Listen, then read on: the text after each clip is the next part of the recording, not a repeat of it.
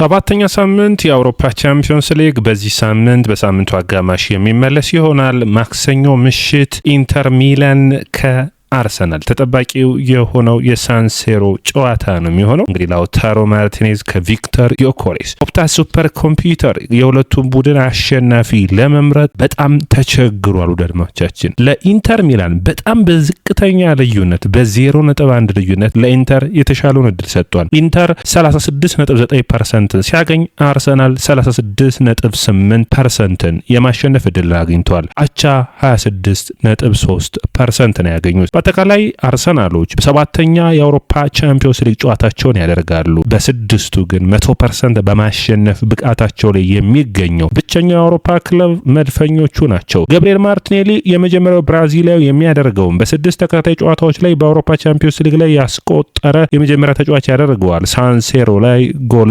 ማስቆጠር የሚችል ከሆነ ባለፉት 5 ጨዋታዎች ላይ አንድ ጨዋታ ላይ አልተሳተፈም ነበር በጉዳት ምክንያት። በ5ቱ ጨዋታዎች ግን በማስቆጠር በኔይማር ተይዞ የነበረው ሪካርድ መጋራት ችሏል። ሌላኛው ዴቪድ ራያ ነው። ከአምና ጀምሮ በአውሮፓ ቻምፒዮንስ ሊግ ብዙ ድሎችን በማምከን አንደኛው ግብ ጠባቂ ነው። 7.3 እድሎችን ማምከን ችሏል። ወደድማቻችን ኢንተር ሚላን ከአርሰናል ተጠባቂው የሳንሴሮ ጨዋታ የውጤት ግምታችሁን የምጠብቅ ነው የሚሆነው። ስንት ለስንት ይጠናቀቃል ብላችሁ ታስባላችሁ? በኔ እይታ አርሰናል በዚህ ጨዋታ ነጥብ ቢጥል ማለት ማቻ ቢወጣም ቢሸነፍ እንኳን ይህ የውድድር ዓመት ላይ ይህንን ጨዋታ ላይ ደከም ያለውን ስብስብ አሰልፎ ቀጣይ ማንቸስተር ዩናይትድን ኤምሬት ለሚጫወትበት ጨዋታ በጥንቃቄ መዘጋጀት የሚያስፈልገው ይመስለኛል። ይህንን ያልኩት ከምን አንጻር ነው ብላችሁ ካያችሁ የደረጃ ሰንጠረዡን ማየት በቂ ነው የሚሆነው። አርሰናሎች 6 ጨዋታን አድርገው በ18 ነጥብ 16 የጎል ክፍያ ከሁለተኛ ከሚገኘው ከባየር ሙኒክ በ3 ነጥብ በልጠው በ11 የጎል ክፍያ ነው ያለው። ባየርን ማለት 5 የጎል ክፍያ ልዩነቶች አላቸው።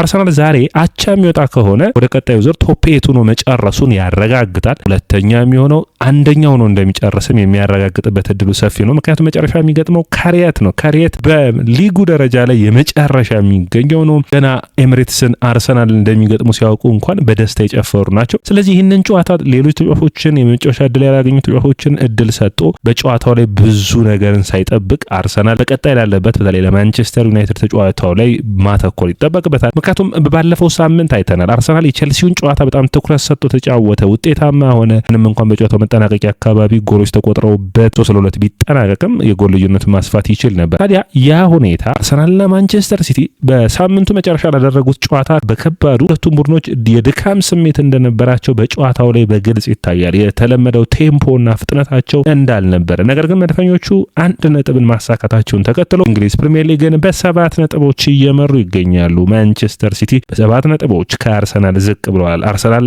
በ50 ነጥብ፣ ማንቸስተር ሲቲና እንዲሁም ደግሞ አስቶን ቪላ በ43 ነጥብ ደረጃ ሰንጠረዡ ሁለተኛና ሶስተኛ ይገኛሉ። ታዲያ የአውሮፓ ቻምፒዮንስ ሊግንም በሚገባ እየመሩ ስላሉ አሁን እረፍት መውሰድ የሚችሉበት ጨዋታ ይመስለኛል። አርሰናል በቻምፒዮንስ ሊጉ 100% የማሸነፍ ሪካርድ ላይ ይገኛል። 100% የማሸነፍ ሪካርድ ላይ ግን የተገኘው ከአምናው አንጻር ሲታይ ዘንድሮ በጣም የተሻለ ሆኖ የተሻለ ብቃታቸውን እያየን ነው። ታዲያ አርሰናል ወደ እንግዲህ ጣሊያን ካቀና በኋላ ውጤቶች ብዙውን ጊዜ የሚቀኑት ቡድን ሆኖ ባለፉት 5 ጨዋታዎች አልታየም። አምና እንኳን ብሎ ወደ ኢንተርዶ በሳንሴሮ በተለይ አወዛጋቢ የነበረው ሚካኤል ሞሬኖ በእጁ ነክቷል በሚል በፍጹም ቅጣት ምት ጎል ሃቻን ቻኖግሉ ጎልን አስቆጠረ። ያ የፊሊፖ ኢንዛጊው በጣም አስገራሚ የነበረው እስከ ፍጻሜ የደረሰው በፍጻሜው ግን በከባድ ሽንፈት ያስተናገደው ባርሴሎናን በአስደናቂ ሁኔታ ተፋልሞ የጣለው የፊሊፖ ኢንዛጊው ኢንተር ሚላን ጥሩ ነበር። ዘንድሮም ጥሩ ብቃታቸው ላይ ይገኛሉ። በሴሪያው ጥሩ ፐርፎርማንሳቸው ላይ የሚገኝ ቡድን ነው። አርሰናልም እንግዲህ የሴሪያው መሪ ከፕሪሚየር ሊጉ መሪ የሚገናኙበት ነው የሚሆነው። አርሰናል በአውሮፓ ቻምፒዮንስ ሊግ ብቸኛው ክለብ ነው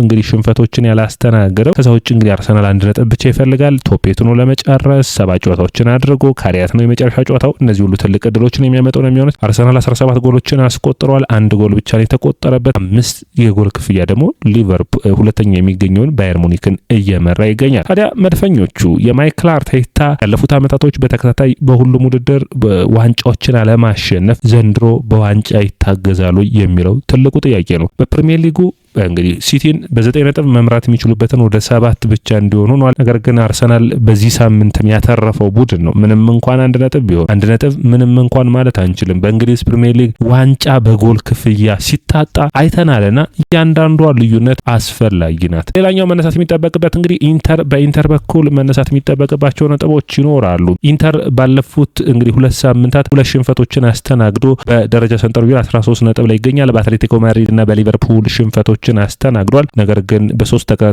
ጨዋታዎች ከተሸነፈ የ2011 ላይ ነው። ያኔ የአሁኑ አሰልጣኝ ቼቩ ተጫዋች ነበር። እንግዲህ አርሰናል በ3ኛ ደረጃ ያሉት የሚደርሱበታል ወይ ብላችሁ ካሰባችሁ ከ3ኛ ካሉት በ5 ነጥብ ይርቃል። ከነ ፒኤስጂ፣ ማንቸስተር ሲቲ፣ አትላንታ እና ኢንተር ሚላን። እንግዲህ አርሰናሎች በውድድር ዓመቱ በቻምፒዮንስ ሊጉ 1 ጎል ብቻ ነው የተቆጠረባቸው። ጠንካራ የመከላከል ቅርጽ፣ የማጥቃትን ጠንካራ ፐርፎርማንስ ያለው ስብስብን በማይክል አርቴታ በኩል በአውሮፓ ቻምፒዮንስ ሊግ አርሰናል ላይ እያየን እንገኛለን። ታዲያ በዚህ ጨዋታ ላይ እነማን በጉዳት ይኖራሉ፣ እነማንስ ይሳተፋሉ የሚለው ልንገራቸው። አካን ቻናኖግሉና ዴንዘል ዱምፍሬስ በሚገርም ሁኔታ በዚህ ጨዋታ ላይ የማይኖር ይሆናል። ከዛ ውጭ ራፋኤል ዲጎሮጎሮ በዚህ ጨዋታ አይኖርም። ፓላሲዮስም አይኖርም። በአርሰናል በኩል ማክስ ዳውንማን፣ ሂንካፔና ካላፊዮሪ አይኖርም። ሞስኬራ እንግዲህ በአርሰናል በኩል የሚመለስ ይሆናል። ታዲያ ከገብርኤል ማጋሌስና ከዊሊያም ሰሊባ እረፍት ሊወስድ የሚችል ተጫዋች ይኖራል። ያለበዛ ግን ቤን ዋይትንም ሊያሳርፈው የሚችል ይኖራል። ምክንያቱም ከጉዳት በቅርቡ ስለተመለሰ ቤን ዋይትን በሞስኬራ ያንን የቀይ መስመር እንዲሸፍን በማድረግ አርሰናል በግራ በኩል ደግሞ ቲምበርን ሊያሰልፍ የሚችልበት እድል ሊኖር ይችላል። እንግዲህ ማይክል አርቴታ ውሳኔዎች ይጠበቃል። በተለይ ወይም ስካሊንም ሊያሰልፈው የሚችልበት እድል ሊኖር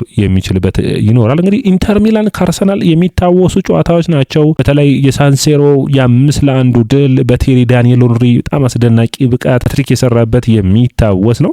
ታዲያ መድፈኞቹ ባለፉት ጨዋታዎች ላይ ወደ ጣሊያን ሂደው በተለይ በቤርጋሞ አምናቸው ወጥተዋል። ከዛ ውጭ ኢንተር ተሸንፈዋል። አምና አይደለ ለመጨረሻ ጊዜ ያሸነፉት በመጋቢት 2008 ፋብሬጋስ አስደናቂ ጎል በነጩ ማሊያ በሚያስደንቅ ሁኔታ ያንን ጎል ካስቆጠረ በኋላ አርሰናል አውሮፓ ቻምፒዮንስ ሊግ ከሩብ ፍጻሜ ወደ ግማሽ ፍጻሜ ማለፍ የቻለበትን አስደናቂ ጎል አስደናቂ ፐርፎርማንስ ያሳዩበት ያ የነ ህለቭ ማቴዎ ፊላሚኒ የነበሩበት አስደናቂው አርሰናል በተለይ በእንግሊዝ ፕሪሚየር ሊግ በውድድር ዓመቱ 3ኛውን የጨረሰበት በሊቨርፑል ከአውሮፓ ቻምፒዮንስ ሊግ የተሰናበተው ስብስብ ነበር። ያ ስብስብ ልምድ ያላቸውን የመድፈኞቹን ስብስብ አባላት አካቶ ቢሆን ኖሮ ዋንጫዎችን ማሻካት የሚችልበት ነበር። በመርሃ ግብሩ መጨረሻ ግን እንግዲህ አርሰናል ሲንሸራተት የታየበት የውድድር ዓመት እንደነበር የምታስታውሱት ነው። የአርሰናል ታዳጊ ተጫዋቾች በተለይ ደግሞ የአርሰን ዌንገር ልጆች በመጨረሻም ወደ ተለያየ ቡድን ሂደው ያበቁበት የውድድር ዓመት ነበር።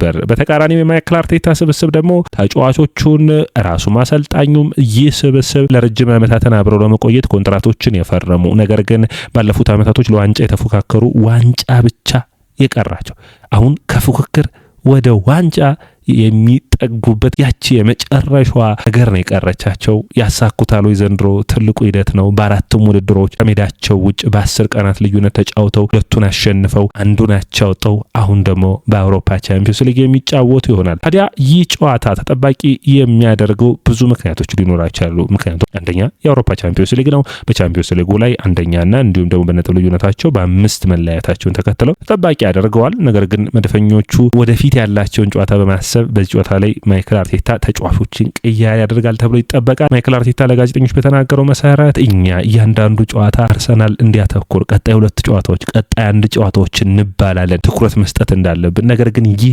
ብቃታችን ያመጣው ጫና ነው የሚል አስተያየቱን ሰጥቷል። ጥሩ ቡድን ስትሆን የተሻለ ፐርፎርም ስታደርግ እንደዚህ አይነት ጫናዎችን ትቀበላለህ የሚል አስተያየቱን ሰጥቷል። በሁለቱም ቡድኖች መካከል እንግዲህ ግምታዊ አሰላለፉን እናስቀምጥ። ያን ሶመር ግብ ጠባቂው ነው የሚጀምር ይሆናል። እንግዲህ ሄንሪኬ ተከላካይ መስመሩ እንግዲህ ብዙን ጊዜ የታወቀ ነው። የአምናውን ስብስብ ነው ቼቩ የሚያስቀጠለው ክሪስቲያን ቼቩ። አሴርቢ፣ አካንጂና ባስቶኒ እንግዲህ በፕሪሚየር ሊግ የለመድነው አካንጂን የምናይበት ጨዋታ ይሆናል። አሴርቢ ያለ በልምድ ያካበተው አሴርቢ፣ ከዛ ውጭ ባስቶኒ አዲሱ ጣሊያናዊ አስደናቂው ከካላፊዮሪ ጋር በጣም ፉክክሮችን የሚያደርገው የሁለቱ ምርጥ ብቃት ነው እንግዲህ ጣሊያንን በተለይ ባለፉት ዓመታቶች ጠንካራ ቡድን እንዲሆን ያደረገው። የሄንሪኬ እንዲሁም ደግሞ ባርኮላ፣ ሚኪታሪያንና ዲማርኪዮ የአማካይ መስመሩ መስመሩን ይዛሉ ከዜሌንስኪ ጋር። ነገር ግን ሄንሪኬና ዲማርኮ ሁለቱን መስመሮች የሚሸፍኑ ይሆናሉ። ማጥቃት በኩል ማርከስ ቱራምና እንግዲህ ሊሳንድሮ ማርቲኔዝ የማጥቃት መስመሩን የሚመራ ይሆናል። የሁለቱ ጥምረት ጠንካራ ላውታሮ ማርቲኔዝ ሊሳንድሮ ማርቲኔዝ ለማለት ላውታሮ ማርቲኔዝ አጥቂ መስመሩን ይመራል። ማርከስ ቱራም ሁለቱ ጠንካራ የሆነ ማጥቃት ቅርጽ ያለው ቡድንን የሚያሳዩ ይሆናል ተብሎ ይጠበቃል። እዚህ ጋር አንድ የዝውውር መረጃ ጀባ ልበላችሁ። የዲማርኮ ጉዳይ መድፈኞቹ ይህንን ተጫዋች የግራ መስመራቸውን ለማጠናከር ለማምጣት ከሚፈልጓቸው ተጫዋቾች ውስጥ ዝርዝር ውስጥ አስገብተውታል። 2027 ነው ኮንትራቱ የሚጠናቀቀው። ታዲያ አንድ አመት ኮንትራቱ ይቀረዋል በክረምቱ። ታዲያ አንድሬ በርታ ይህንን ተጫዋች ለማምጣት ይፈልጋሉ። ሌላኛው እንግዲህ በአርሰናል በኩል ነው። ዴቪድ ራያ ግብ ጠባቂ ሆኖ የሚጀምር ይሆናል። በተከላካይ መስመሩ እንግዲህ እረፍት ማን ይሰጠዋል የሚል ነው። ስካሊ ወደ ቋሚ አሰላለፉ የሚመለስ ይሆናል።